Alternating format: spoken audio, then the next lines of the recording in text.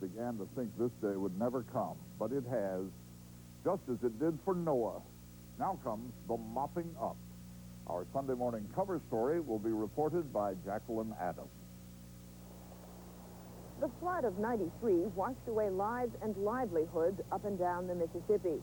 Early damage assessments put the losses at $12 billion. Some say it's one of the costliest natural disasters in American history, second only, perhaps, to last year's Hurricane Andrew. Later on Sunday morning, we'll take a closer look at just what was lost in the flood of '93, but also at what was... Time for mopping up after the great flood of 1993. If you've ever been through a flood, you know that this is the hard part. Fighting the rising water brings at least a rush of excitement. Slogging through the mud after the water's gone away brings mostly dull heartache. Jacqueline Adams reports our Sunday morning cover story.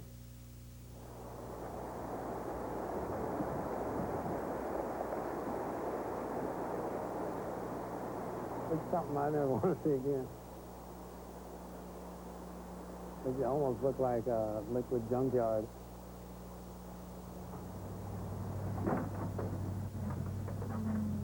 When this thing broke out here, the sandbag led, I was standing over and I almost got knocked down.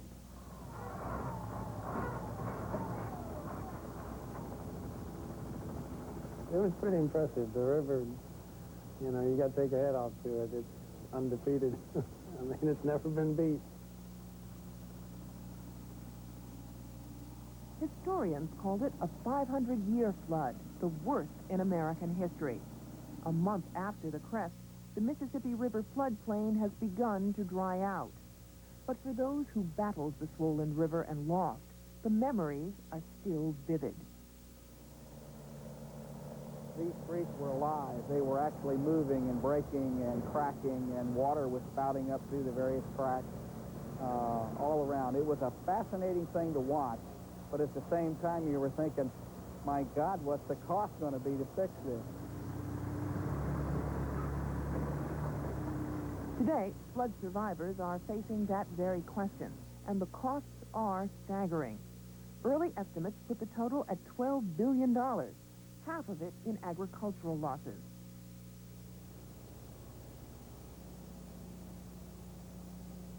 In the town of Alton, Illinois alone, 75 businesses were lost.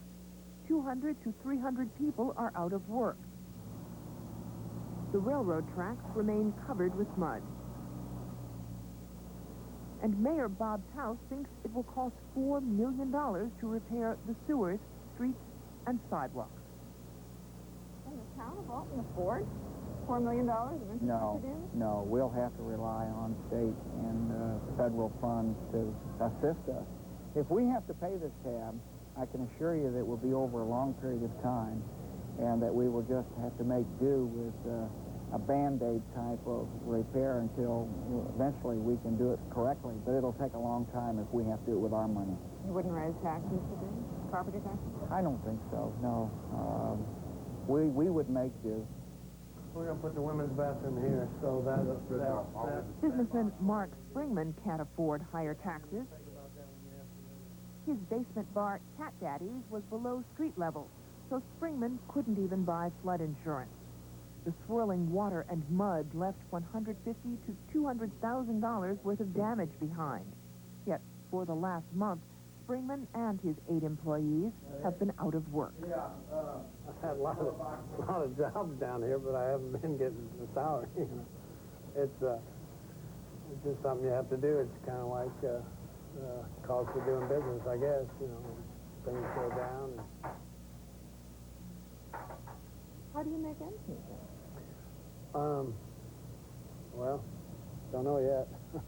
Just gonna have to get a loan and, you know, just light move further back to the end of the tunnel, and, you know, like starting over, just like starting up a business.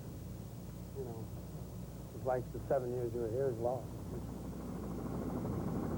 Springman's loss, of course, is just the tip of the iceberg.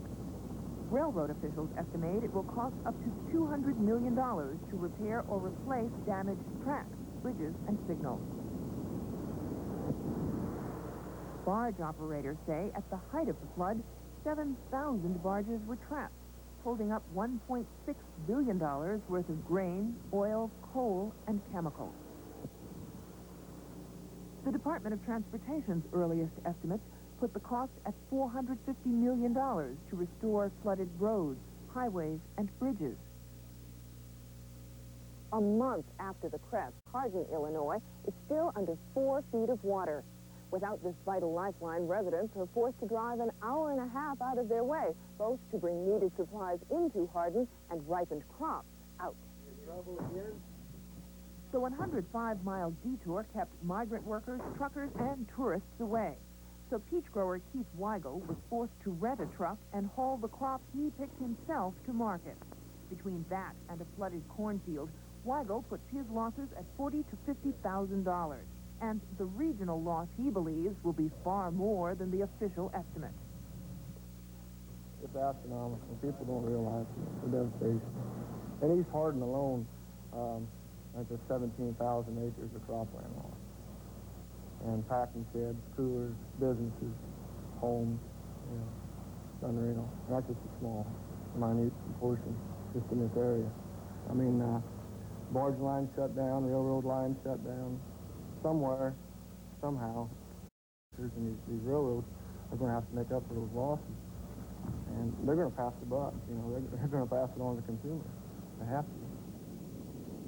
Yet, in a $90 billion agricultural economy, neither the Midwest flood nor the Southeast drought will lead to higher prices at the supermarket, according to economist James Annable of the First National Bank of Chicago. What we have is a very productive agricultural sector. Typical years, it overproduces. We have a tremendous inventory, excess supply of corn, soybeans, and indeed what we're going to do is draw those down. The impact on agricultural prices will be relatively small. The impact on overall inflation won't be noticeable, maybe 0.1%. Indeed, Annable believes that just as Hurricane Andrew brought an economic boom to South Florida, the flood of '93 will give a boost to the Midwest. There's going to be a little mini boom in this area in terms of appliance sales to replace lost appliances, in terms of construction materials in order to rebuild, and rebuilding infrastructure. There will be a little bit higher employment and a little bit higher production because of the flood. We've had filling stations flooded out. We've had lumberyard, Papa's Pizza. The medical center is gone. Nursing home's gone.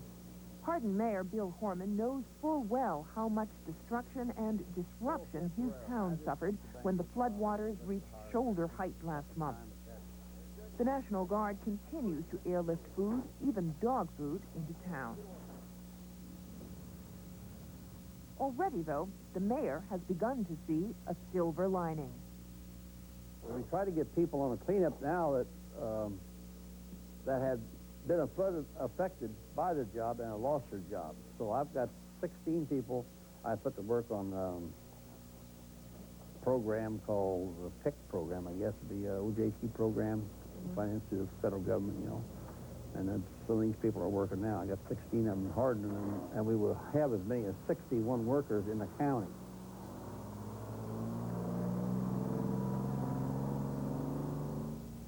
Back in Alton, some of the flood victims have taken a philosophical approach. How does it look? Dirty, dry. Everything looks like it needs to be watered and fed, and I'm anxious to clean up and get going again. I got to meet the president. That wasn't all bad. Instead of focusing on the business she lost, framer Diane Burton is taking solace in what she and many others gained.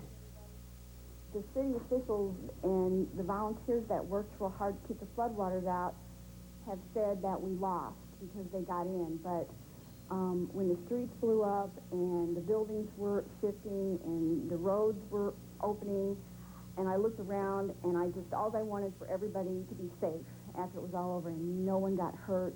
And I think we're very fortunate in that respect. And I don't feel like a loser at all. I feel like we won. I really do. The flood of '93 may have been the worst, but it certainly wasn't the first battle Alton residents have fought against the river. For businessman Mark Freeman, rebuilding is just the newest phase of life along the Mississippi. In the Midwest, you know, you shed a tear one day and then you roll up your sleeves and get to work the next. And that's the phase you're in now? And that's the phase we're in now, and there's a lot of sleeve rolling to do.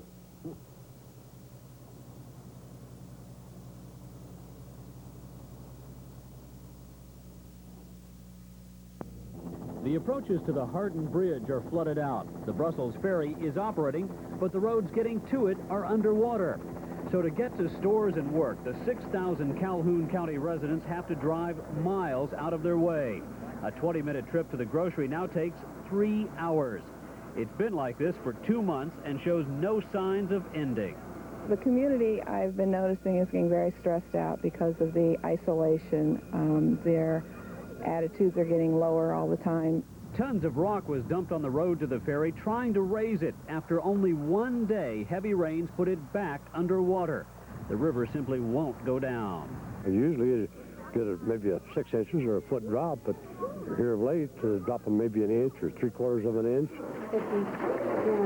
72. Some Brussels teachers and students are boating to class. About a dozen of us meet at the ferry landing. We board 3 john boats, and we boat across the river. The kids don't mind. Fun.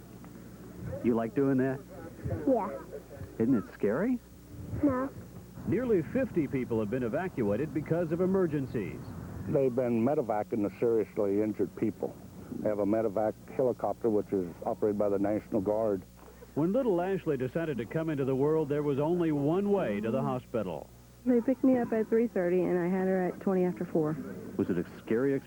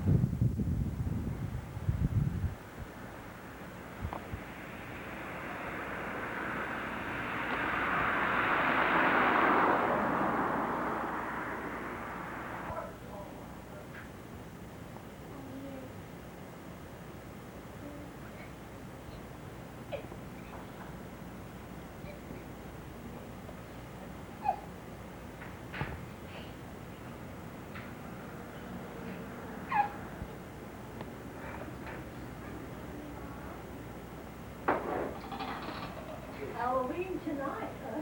Tastes like coconut. It is coconut and banana. I brought her some candy. I don't know.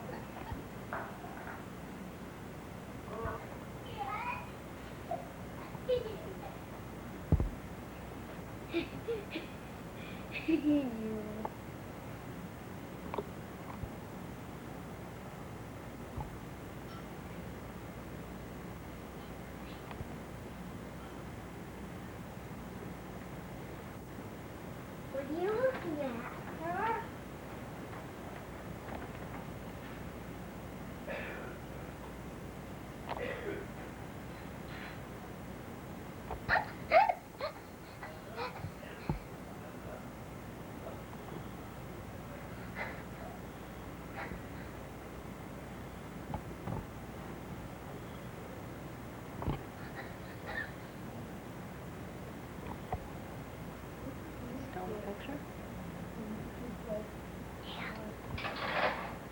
Tell them to wave hi. Hi. Tell Grandpa. Wave hi. Wave at me.